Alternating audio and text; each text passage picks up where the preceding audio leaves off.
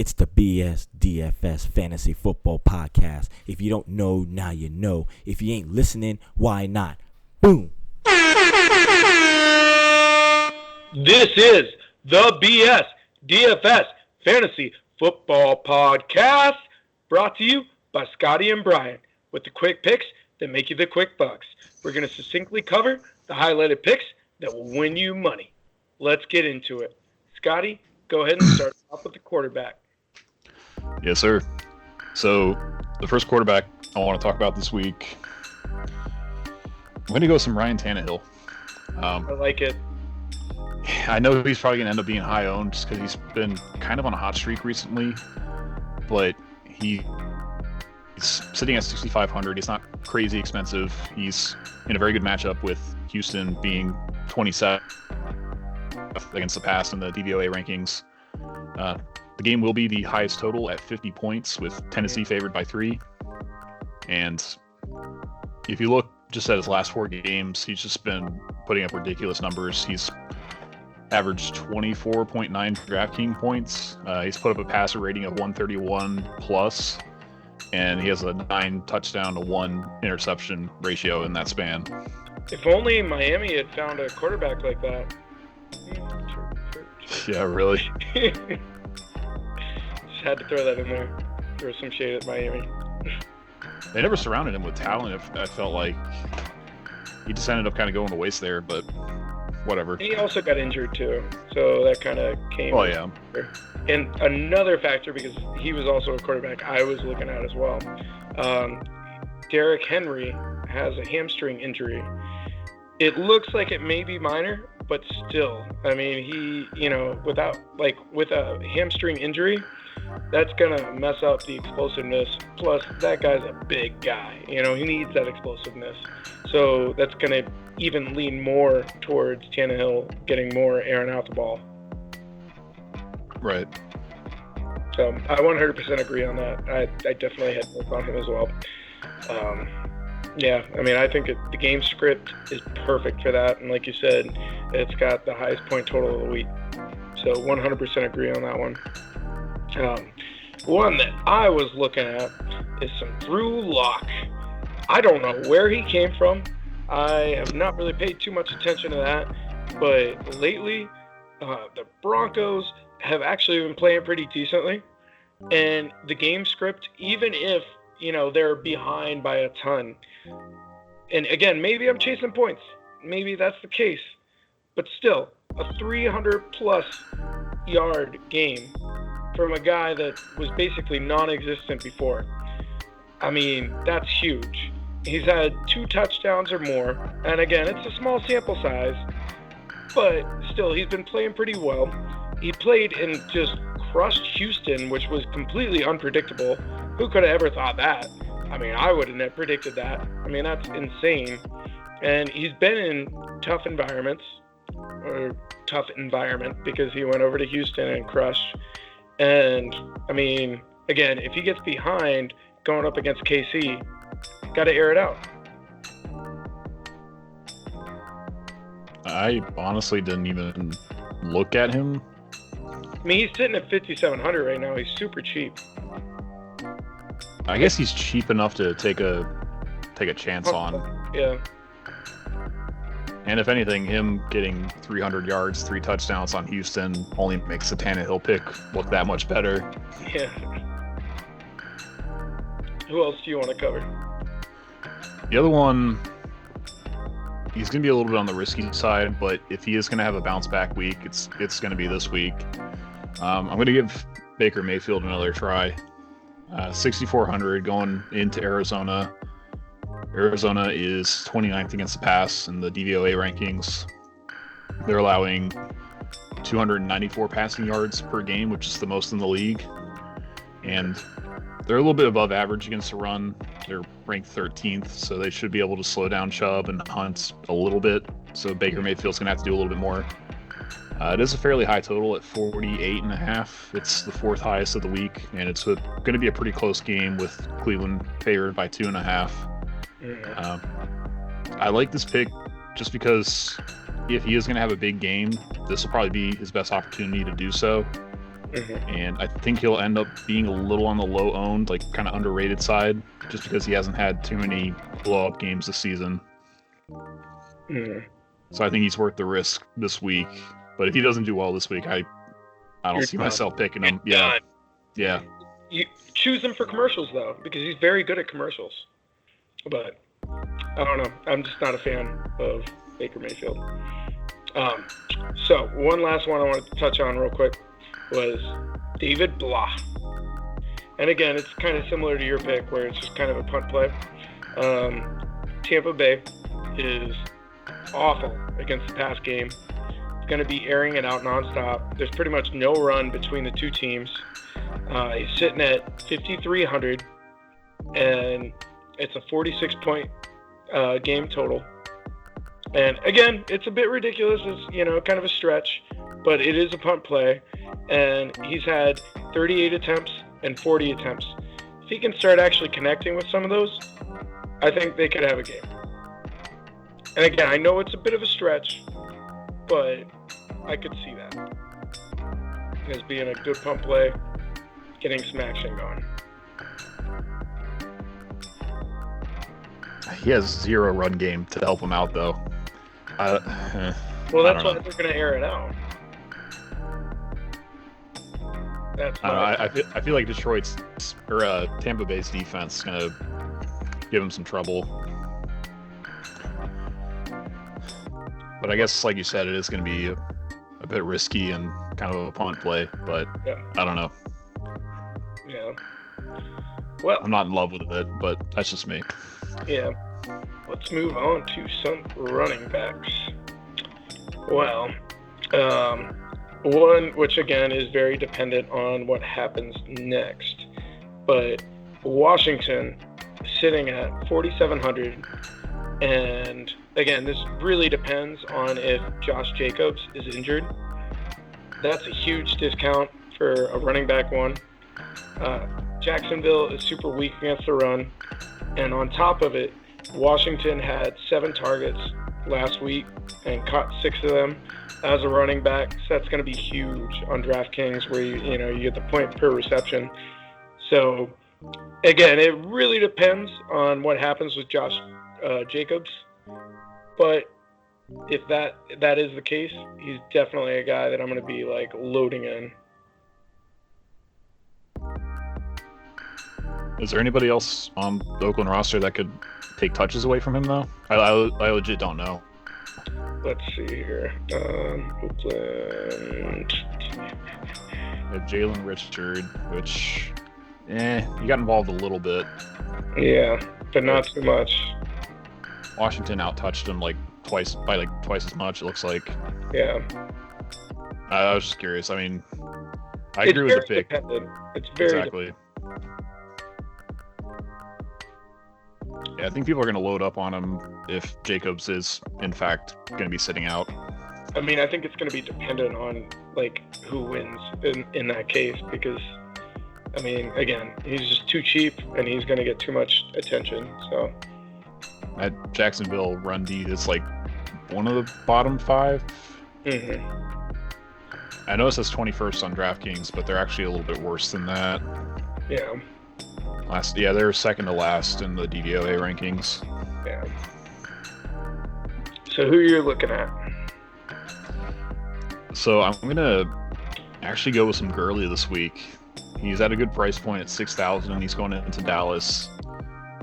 Dallas is currently 19th against the rush in the DVOA rankings. They're allowing a little over 100 yards at 109.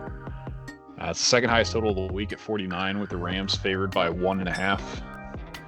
He's kind of looking like his old self again. He's kind of returning to that bell cow role where he's just getting 20 plus touches a game. He's doing almost all the running back work.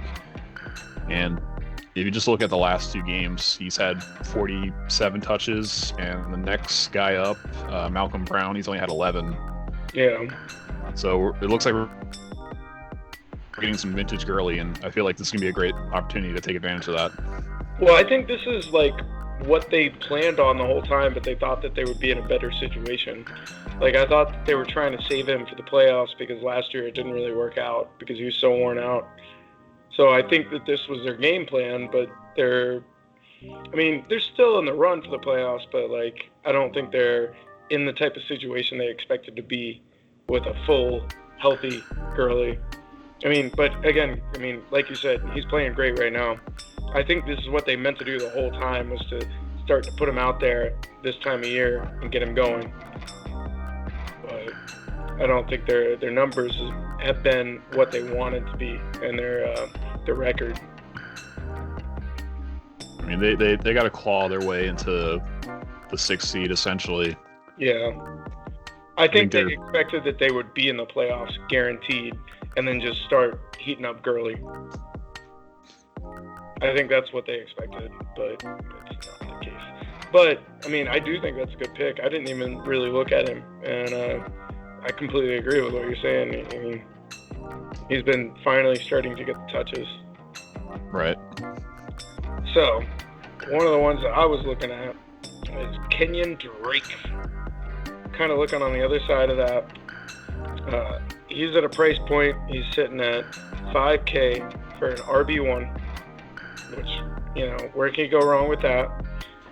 He's had some really tough defensive matchups the past 2 weeks, which is making him look not too good, which means that he's probably going to be pretty low owned. But he was also going up against LA Rams and Pittsburgh Steelers, and those defenses have been killing it lately. It's a 48 game total, and the spread is 2.5 right now. So with that point spread, I think time of possession is going to be huge. So I think they're definitely going to try to maintain that clock and run some Kenyon Drake. Yeah, he was actually the other running back that I had this week, so I agree 100%. Yeah. Cleveland's not too great against the run. They're decent against the pass, but he's definitely taken over the lead back role ever since the Miami trade, which just seems kind of bizarre with a backfield that has David Johnson in it. Yeah. But the last two, he just disappeared. Yeah. Yeah, the last 2 games, he's out-touched Johnson 29-11, so it's not even a close split, really. Yeah. All right, well, let's move on to some wide receivers and go ahead and start us off. So, I hate to do this, but I'm going to go with some Terry McLaurin going against Philly. Cheering against your own team. But you got to choose smarts, not the heart. Right. Get it. So Philly is their top 10 run D in the DVOA rankings, and they're actually 3rd in terms of rush yards allowed per game at 89. But they are kind of average against the pass. They're sitting at 16th. McLaurin is still by far the lead receiver on this team. He leads the team in targets. He's averaging 6.6 a game, so that doesn't really seem to change with the transition to Haskins. Mm-hmm. And I think another thing that'll increase his production and his workload is that Geis is going to be out. He's out for the season, I'm pretty sure. Juice. So I think they're going to have to rely on McLaurin a little bit more. And I can see him getting some extra targets in this matchup. Mm-hmm. It's definitely going to be a throwing game. They don't have much of a running game on either. Well, you guys are really struggling with some air yards to begin with. But, yeah, exactly. I don't see AP having a big game. I definitely see Haskins and what little receiving talent Washington has. That's going to be on them to step up. Yeah, I could see that. So, I know I'm probably chasing some points, but at the price point and against the matchup, I can't help it. I got to go for some Darius Slayton. What, did you already target him? He was my other guy. Yeah. I mean, I should have seen it coming. Yeah, he's blown up. I mean, look at him. He's sitting at 4,700, and Eli seems to like him. I mean, the last game was huge. Sitting there at 154 yards, 2 touchdowns, 8 targets. I mean, that's giant. I didn't mean to do that, but yeah. I mean, I'm going to take it. Decent point total, sitting at 46.5 points. And Miami is like 28th against the pass. And I think like it has a game script of being a shootout. So I definitely think he's a huge target. Don't know if you want to add anything to that. I think the big thing with him is like he's had big games with Jones and he's had a big game with Manning. So I think Jones is trending in the right direction. So, I mean, even if Jones comes back in and plays quarterback again over Manning, it's not going to really change his effectiveness. Mm-hmm. So you don't really have to look at the quarterback situation going into the game, fortunately. Well, I think it's also probably Eli's last game starting as a Giant. Yeah, it might be. Yeah. So, I mean, I think they're going to try to make sure he has at least a 500 record as a starting QB. I mean, maybe I'm just, skeptic. I think they're going to try to make sure that no matter what, that the Giants win this game. Yeah. Trying to think of anything else I can add. I mean, he's definitely become like the number 1 receiver for the Giants over the past couple of weeks. Mm-hmm. He's getting like over twice as many DraftKings points as Shepard over the last 4. And he's also that long shot. I mean, he's the one that's going to go for the deep ball. So, yeah, I think he's definitely the one that target on that one. Did you have any other receivers you wanted to cover? No, that was my other one. One other that I wanted to cover was Galladay. I know he's expensive, but I think it kind of goes along with my blah play. And, Tampa Bay is the worst in the league against the passing game. He's always going to get his targets. He's been pretty much in double digits almost every single week, besides like a handful of, maybe like 2 or 3 where he just hasn't produced. But he has a high ceiling. And, yeah, he's got a somewhat low floor. But when he blows up, he blows up. So I know it's expensive for the price point at 7,200, but I think he's worth a shot. I just feel that's too expensive with a unproven backup quarterback. Yeah. I mean, I'm going to pair up some. I mean, because, again, Law is looking at super cheap. So I think pairing him up, you're saving money on the quarterback and then matching him up against an expensive receiver. Hence why I'm looking at him. Saving money on the QB, and then you spend it up a little bit on the wide receiver. I just think that's too high of a price. You don't have to like it, but it's just too high of a price. Yeah, I get you. Well, let's move on to some tight end, and go ahead and start us off on that one. So the tight end I want to talk about, some Tyler Higbee sitting at 3,900 going into. Why do we always choose the same ones? Now we're getting to I think we're starting to think the same. It's getting weird. But he's so we're good. So he's gonna be a great play if Everett's still out, which it's looking maybe like 50-50 whether or not he suits up. Mm-hmm. But he's had back-to-back good games, so it's not just like a one-game wonder sort of deal. Yeah. Dallas is below average against the pass, and it is the second highest total of the week at 49, with the Rams favored by, or I guess, favored by 1.5 now. Mm-hmm. He's had 25 targets in the last 3 games, and his last 2 games have been 100-plus yard games, which he averaged 24 DraftKings points in both of those games. So, I mean, he's one of the few more affordable tight ends Yeah, sitting at 3,900, which is nuts for somebody that's been like exploding like that. It's kind of crazy. So, one of the guys that I know you're gonna appreciate, I was looking at some Ertz. I mean, one of the most consistent receivers on that team.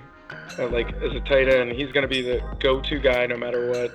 He's the guy that no matter what, he's gonna get his targets. He's gonna get his looks, and he's the one that made them salvage that game against the Giants, which I still can't believe it was that close. And I think, that's going to be right away what's going to happen again. You guys are going to be clawing it out against Washington. And again, I think he's going to be the go-to guy no matter what. You guys lost Alshon Jeffrey. What's the other receiver you guys lost? We lost Jackson. Aguilar might be coming back, but they just promoted some practice squad guys. Yeah, so Ertz is going to be like kind of a go-to guy right there. Yeah. So I don't think you can go wrong with it. I know he's pricey, sitting at $6K, but they barely have any receivers right there. So I think he's going to be one to target. I would disagree with you if it wasn't for all the injuries that the Eagles have sustained. Offensive-wise. But he'll definitely get a little extra volume this week and probably the rest of the season. Yeah. You guys still have a chance at the playoffs. Just got to beat the Cowboys. Right. Well, let's move on to some defense, which I really had a difficult time to do. But let's see here. Let me go for the defense that I was looking at.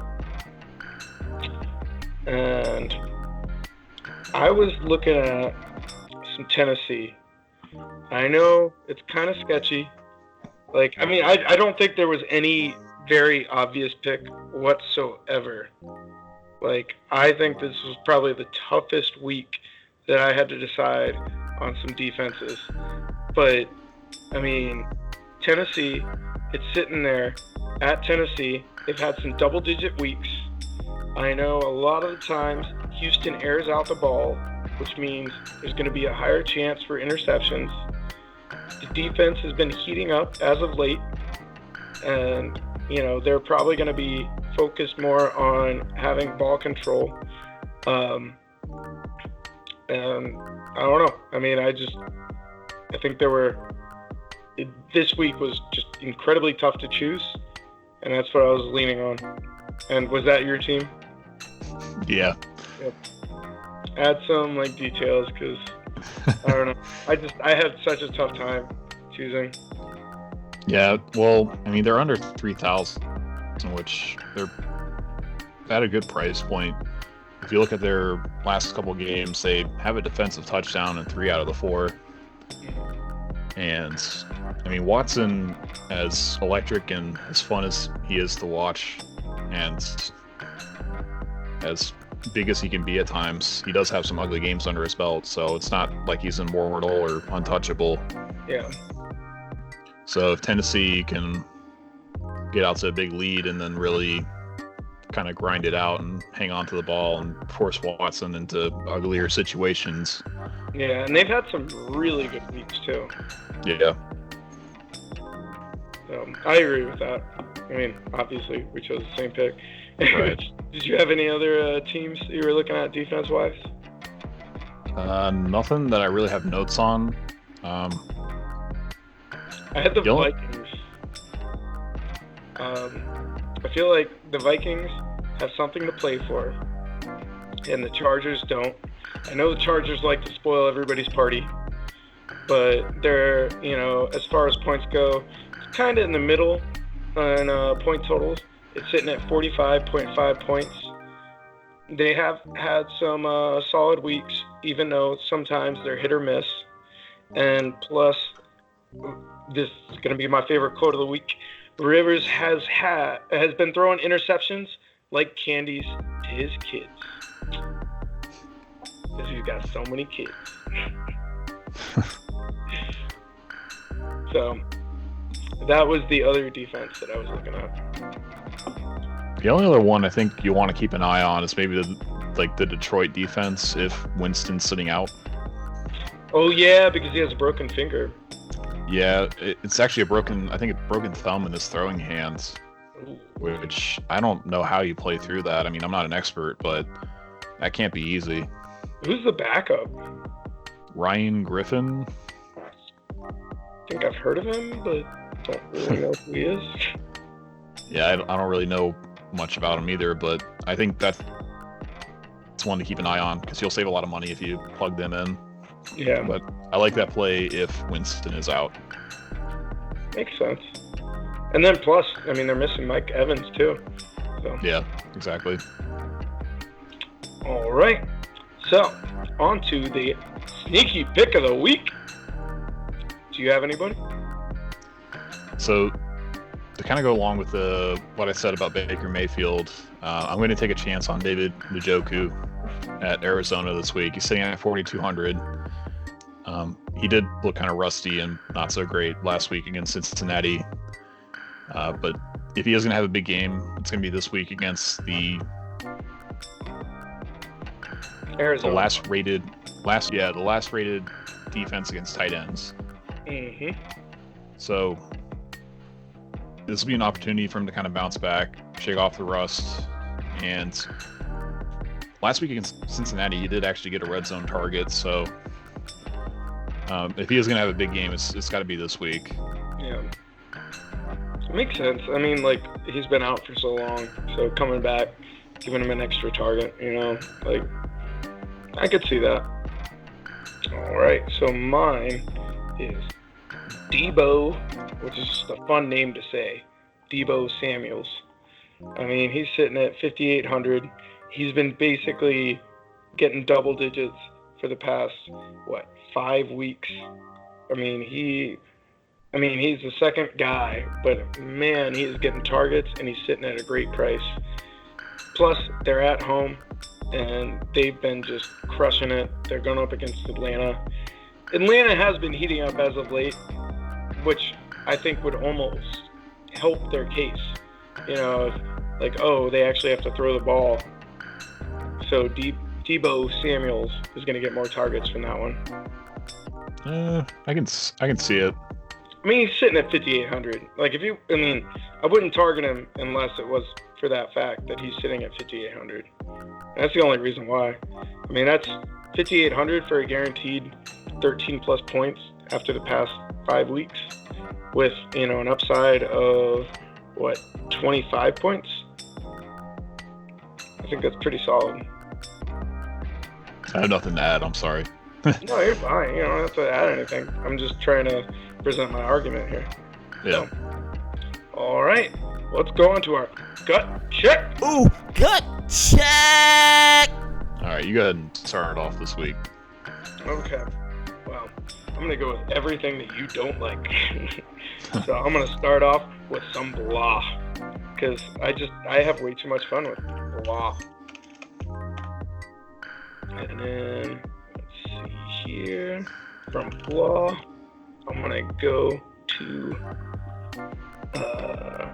his main receiver, sitting at some Kenny Golladay, which again, I know you don't like, but I like it.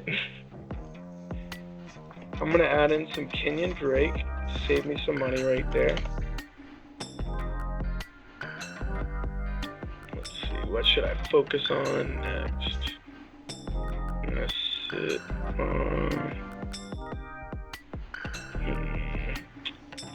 I'm not going to go for the iffy one of Washington. I want to, but, I don't want to have to adjust later on. So, let's see. Instead of doing that, I'm going to go with some Lindsey.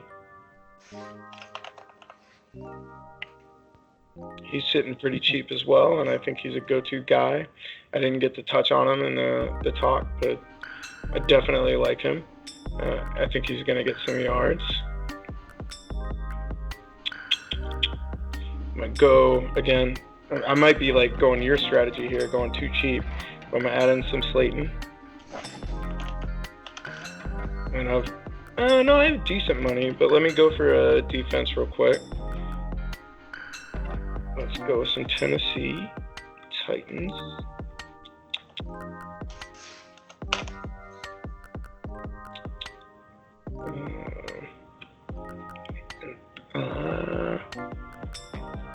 I'm gonna have some money to spend on some tight end for once. I'm gonna go with some Kittle, just because I feel like you can't go wrong with Kittle. I mean, he's shown over and over again he's a beast.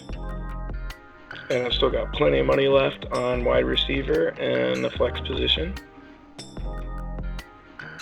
So from there, I'm going to be able to spend up. I'm going to go with some Chris Godwin because he's going to get crazy targets. Still got 5,500 sitting aside. And let's see who we got to look at here.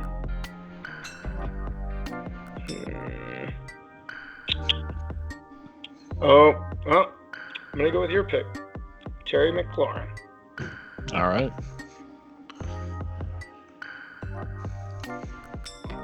All right, so for me, I know he's going to end up being high owned, but I really do like Tannehill this week. I like him as well. I had him on my notes. I guess I'm going to go ahead and just pair him up with some A.J. Brown. That seems to be the safest bet. Mm-hmm. And looking at running backs, I'll probably just plug in the two that I talked about. So Gurley and Drake. And the next receiver,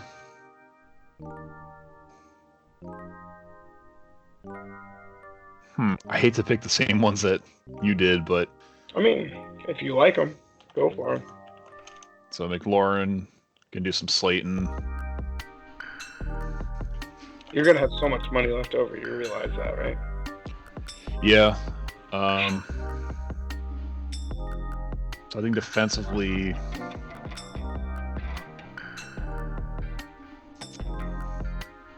I'm going to kind of go against my